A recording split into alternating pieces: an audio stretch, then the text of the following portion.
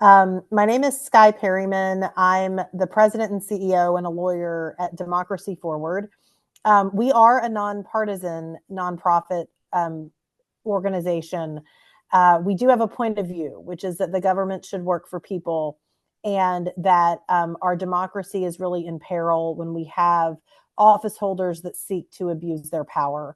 And so our team, which was founded in 2017, when we started seeing the harmful effects of the first Trump administration, goes to court on behalf of people and communities around the country, stopping abuses of governmental action. We do that at the state and local level, and we do that when needed at the federal level, which has made us quite busy over the past few weeks and months.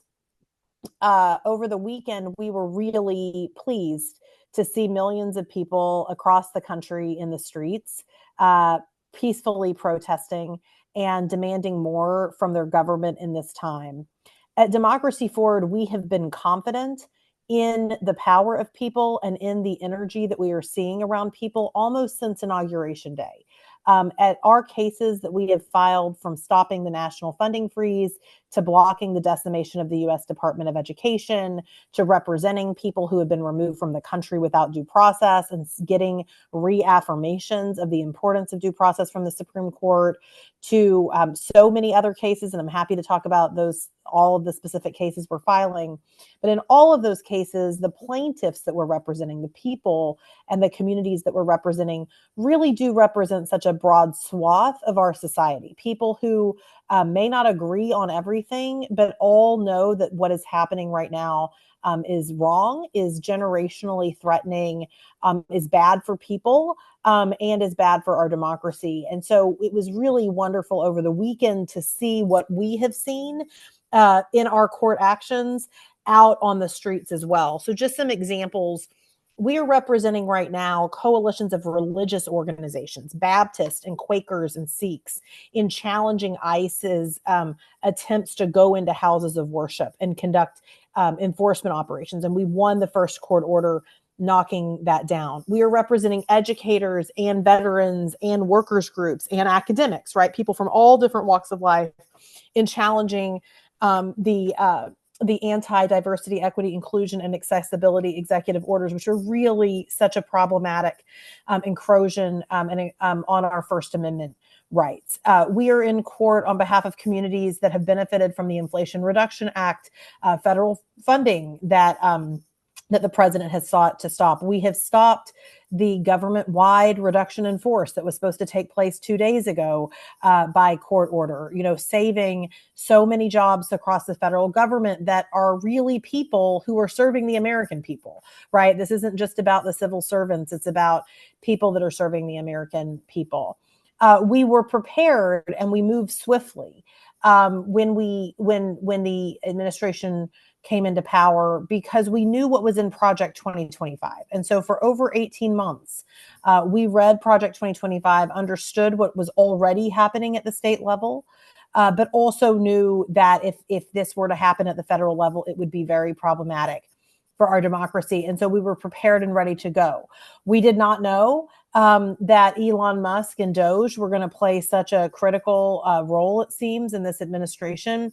But we were able to sue Doge multiple times, winning multiple court orders to protect people's data across the federal government, the data of individual Americans. And we're continuing to sort of fight that out in court battles, even as Elon Musk has left Washington.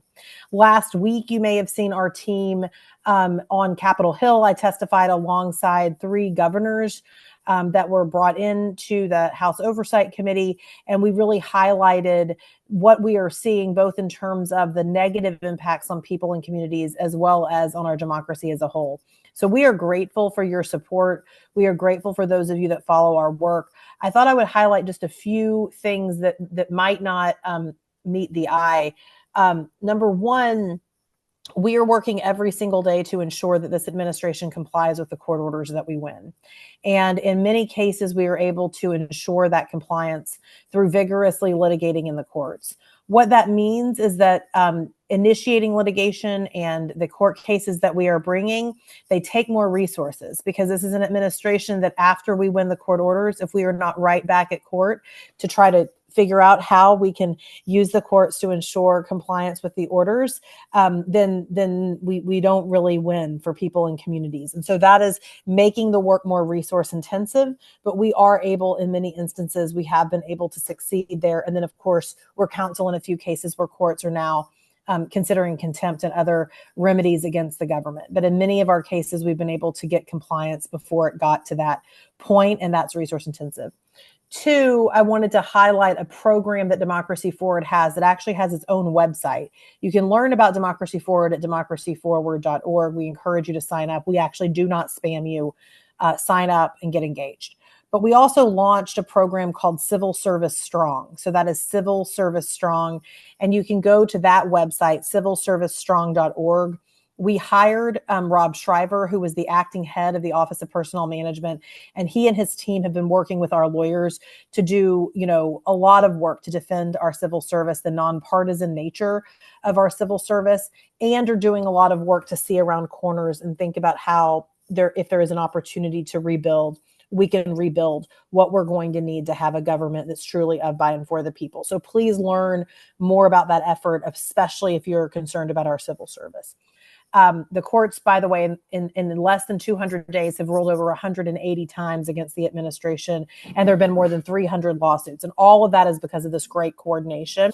I'll finally just say that your support is so important right now, because our legal profession is in such a perilous moment, not just our democracy, not just what we're seeing, but this is a president that is targeting law firms, targeting legal organizations, targeting individual lawyers, and doing so really simply on the basis of not liking a client that someone represents or not liking the fact that they're losing in court. We have won a lot of court orders in order to protect people and communities. And we have done that before judges that were appointed by Republicans, judges that were appointed by Democrats, judges that were appointed by the president, Trump himself, in the last Trump administration.